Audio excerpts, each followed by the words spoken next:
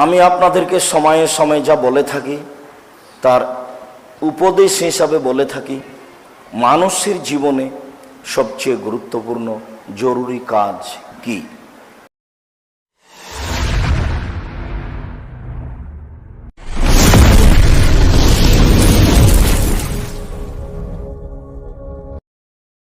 মানুষের জীবনে সবচেয়ে গুরুত্বপূর্ণ জরুরি কাজ ফরজ সালাত।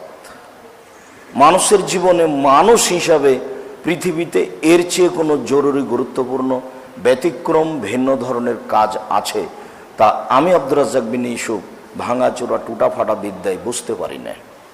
আমি যা বুঝেছি তাতে মানুষের জীবনে সবচেয়ে গুরুত্বপূর্ণ ব্যতিক্রম ভিন্ন ধরনের বিরল জরুরি কাজ হচ্ছে 5 ওয়াক্ত সালাত আদায় করা। মানুষের জীবনে দ্বিতীয় জরুরি হিসাবে যেটা জরুরি সেটা হলো হালাল রুজি উপার্জন করা। আমরা অবগত আছি যে সব ইবাদত নির্ভর করে সালাতের নামাজের উপরে। সালাত এমন একটি ইবাদত যার উপরে নির্ভর করে অন্যান্য ইবাদত।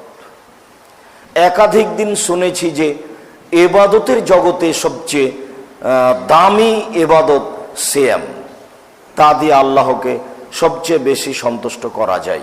কথা ঠিক, তবে সালাত না থাকলে সিয়ামের মতো ইবাদতকে কেটে দেওয়া হবে, তা বাতিল বললে গণ্য হবে, এ কথাও ঠিক।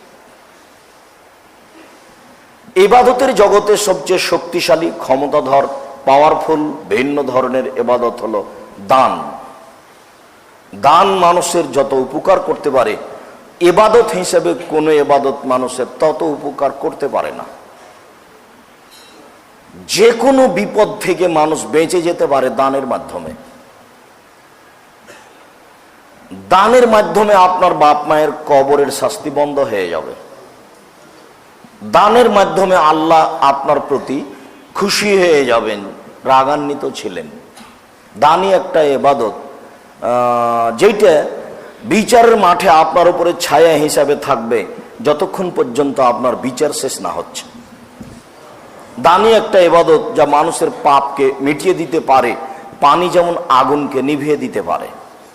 কথাগুলি রাসূল সাল্লাল্লাহু আলাইহি সাল্লাম বলেছেন। বলছিলাম ইবাদতের জগতে সবচেয়ে শক্তিশালী, ক্ষমতাধর, পাওয়ারফুল ভিন্ন ধরনের ইবাদত হলো দান। এর পরেও যদি সালাত না থাকে তাহলে এত বড় শক্তিশালী ইবাদত বাতিল বলে গণ্য হবে। আমরা জানি যে এক ফোঁটা চোখের পানি দিয়ে আল্লাহকে যত সন্তুষ্ট করা যায় আর কোনো ইবাদত দিয়ে আল্লাহকে তত সন্তুষ্ট করা যায় না। সবচেয়ে প্রিয় ইবাদত তার ভয়ে এক ফোঁটা চোখের পানি। রাসূল সাল্লাল্লাহু আলাইহি সাল্লাম বলেন, লা ইয়ালিজার রাজুলুন নারা বাকা মিন খাশিয়াতিল্লাহ হাত্তা ইয়ালিজাল লাবানু ফি দারে। গাভীর বাট ওলান থেকে দুধ বের করে ভিতরে ঢোকানো যায় না যেমন, আল্লাহর ভয়ে কাঁদে যে ও জাহান্নামে যাবে না তেমন। গাভীর বাট ওলান থেকে দুধ বের করে ভিতরে ঢোকানো যেমন অসম্ভব, আল্লাহর ভয়ে কাঁদে যে তার জাহান্নামে যাওয়া তেমনি অসম্ভব। এ কথা মুহাম্মদ সাল্লাল্লাহু আলাইহি সাল্লাম বলেন। এর পরেও যদি সালাত না থাকে তাহলে এই আল্লাহর ভয়ে কাঁদার এই ইবাদতটি বাতিল বলে গণ্য হবে। কেননা রাসূল সাল্লাল্লাহু আলাইহি সাল্লাম বলেন, সব ইবাদত নির্ভর করে সালাতের উপরে। সালাত এমন একটি ইবাদত যার উপরে নির্ভর করে অন্যান্য ইবাদত। এর পরেও সালাত ভিন্ন ধরনের ইবাদত, এ কথা বুঝলাম, কিন্তু রুজি যদি হালাল না থাকে তাহলে আবার এটাও বাতিল হবে। তাহলে বোঝা গেল যে সবকিছু নির্ভর করছে রুজির উপরে। রুজির ব্যাপারে আল্লাহ এবং আল্লাহ রাসূল মানুষকে খুব কঠোরভাবে সতর্ক করেছেন। ভুল ত্রুটির জন্য দান খায়রাত দিয়ে ঘাটতি পূর্ণ করতে বলেছেন। রুজি যদি হালাল না হয় তাহলে এবার সব কাটা গেল। তাহলে মানুষের জীবনে দ্বিতীয় জরুরি কাজ হলো হালাল রুজি। উপদেশ হিসাবে মানুষের জীবনে তৃতীয় জরুরি কাজ বলেছি কোরআন মাজিদ তেলাওয়াত করা। 24 ঘন্টায় অন্তত একবার কোরআন মাজিদ পড়ার চেষ্টা করবেন। কিছুই যদি না পারেন তাহলে সূরা ইখলাস তো পারবেন 3 বার পড়তে। অন্তত কোন রকম করে নিজেকে বাঁচান। বিচারের মাঠে কোরআন বিপক্ষে গেলে টিকা যাবে না। বিপক্ষে যাবে বলে রাসূল সাল্লাল্লাহু আলাইহি ওয়াসাল্লাম উল্লেখ করেছেন, হাদিস বুখারী মুসলিম। চতুর্থ হিসাবে অনুরোধ জানিয়েছি, দুইজন যেখানে বসে আছে সেখানে বসবেন না। ওখানে বদনাম হচ্ছে, কোনো এক পর্যায়ে হবে, তখন আপনি সাড়া দিবেন, আপনার অজান্তেই জাহান্নাম হয়ে গেল। অথচ আপনি তেমন কিছু পাপ করেননি, বুঝতেও পারলেন না। কেননা আমি চুরিও করিনি, জেনাও করিনি, আমি মিথ্যে সাক্ষী দিয়ে কাউকে জেলেও দিনি, কিন্তু আমার জন্য জাহান্নাম ঘোষণা হয়ে গেল। বিষয়টি জটিল। এই জন্য দুইজন যেখানে বসে গল্প করছে সেখানে গল্প করবেন না, বসবেন না। নিজেকে এরকম জায়গা থেকে বাঁচিয়ে নেওয়ার চেষ্টা করবেন। মানুষের উপরে মন্তব্য করবেন না যে এই মনে হয় কি করলো, এই মনে হয় কি করলো। কোন রকম কারো প্রতি মন্তব্য করবেন না। না বুঝেই সবকিছু হারিয়ে গেল আমার অজান্তেই। গীবাত পাপ, কিন্তু কারো ক্ষতি বোঝা যায় না, কি করতেও মিঠা লাগে। যেমন টাকনুর নিচে কাপড় পরতে মিঠা লাগে, অথচ কত বড় পাপ তা বুঝতেই পারলাম না। আমি তো কারো ক্ষতি করিনি, কিন্তু পাপ কেন এত বড়? আমি টাকনুর নিচে কাপড় পরেছি, নিজের টাকা দিয়ে কাপড় কিনেছি, তো টাকনুর নিচে গেল, তাতে কি হলো? আমি তো চুরিও করিনি, অশ্লীল কাজও করিনি, কাউকে মারিও নি, কাউকে মিথ্যা সাক্ষী দিয়ে জেলেও দিইনি। তো এইরকম কেন? এটা রাসূল সাল্লাল্লাহু আলাইহি ওয়াসাল্লাম এভাবেই বলেছেন। ঠিক তাই চতুর্থ জরুরি উপদেশ যে জরুরি প্রয়োজন ছাড়া দুইজন যেখানে আছে বসে গল্প করবেন না, রক্ষা পাওয়া যাবে না। কোনো সময়ে বদনামের সাথে সাথ দেওয়া লাগতে পারে, অতএব বেঁচে থাকুন। বলছিলাম হালাল রুজি, যার উপরে সব কিছু নির্ভর করে। মহান আল্লাহ পৃথিবীর সকল মানুষকে বলেন, ইয়া আইয়ুহান নাস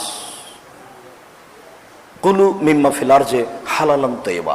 পৃথিবীর সমস্ত মানুষ, এবার হিন্দু মুসলমান বৌদ্ধ খ্রিস্টান বলে হিসাব নাই, পৃথিবীর সমস্ত মানুষ, তোমরা আমি যে মাটিতে রুজি দিয়েছি এখান থেকে যেটা হালাল বৈধ সেটা খাও। হালাল হতে হবে, আবার পবিত্র হতে পারে, হতে হবে। গরু হালাল কিন্তু মারা গেছে, হালাল কিন্তু তখন আর পবিত্র নয়, তখন ওটা না অপবিত্র হয়ে গেছে। যার কারণে আল্লাহ তাআলা বলছেন সারা পৃথিবীর মানুষকে আমি যে তোমাদের জন্য রুজি দিয়েছি মাটিতে, এখান থেকে যেটা পবিত্র হালাল বৈধ সেটা খাও। এরপরে আল্লাহ তাআলা নবী রাসূলগণকে বলেন, খাস নবী রাসূলগণ, ইয়া আইয়ুহার রাসূল কুলু মিনাত তাইয়্যিবাত, হে পৃথিবীর নবী রাসূল আপনারা বৈধ হালাল রুজি খান। এটা আল্লাহর আদেশ, নবী রাসূলকে বলছে। নিশ্চিত তারা অবৈধ খাবেন না। এরপরেও ঘোষণা, জরুরি ঘোষণা, নবী রাসূলগণ আপনারা বৈধ হালাল রুজি খান, ও আমালুস সলিহা, আর সৎ আমল করেন। আরেকটা বাক্য লাগিয়ে দেওয়া হয়েছে, সৎ আমল করুন। তাহলে নবী রাসূলগণ কি গোলাপ সাহের মাজারে টাকা দিবেন? তা হতেই পারে না। তবুও সতর্ক করছেন, সৎ আমল করবেন। মানুষ আমল করলো কিন্তু সৎ নয়, তখন সবকিছুই গেল। সেটা বিদআত হতে পারে, সেটা শিরক হতে পারে। যেমন আমরা আহলে হাদিস মানুষ হিসাবে বাপ মারা গেছে, তারপরের দিনে একটা গরু জবাই করে সবাইকে খাওয়িয়ে দিলাম, এটা কি সৎ আমল হলো? এতে বিদআতও আছে, শিরকও আছে। বিদআত এই জন্য যে এটা বাপের নেকির জন্য করেছেন, তা অথচ তার নেকি নয়। আর শিরক এই জন্য যে নির্ধারিত দিনে করলেন, কেন এটা করলেন? এটা এমন একটা পাপ যাতে শিরকও আছে, বিদআতও আছে। তো সৎ আমল হতে হবে। এখানে মাজারে 10টা টাকা দিলাম, এটাও তো আমল, তাহলে এটিকে সৎ আমল। মাগরিবের পরে 6 রাকাত সালাতুল আওয়াবিন পড়লাম, এটাও তো আমল, তাহলে এটা কি শতামল? সবাইকে কবরের চতুর্দিকে দাঁড়িয়ে হাত তুলে দোয়া করলাম, তাহলে কি এটা শতামল?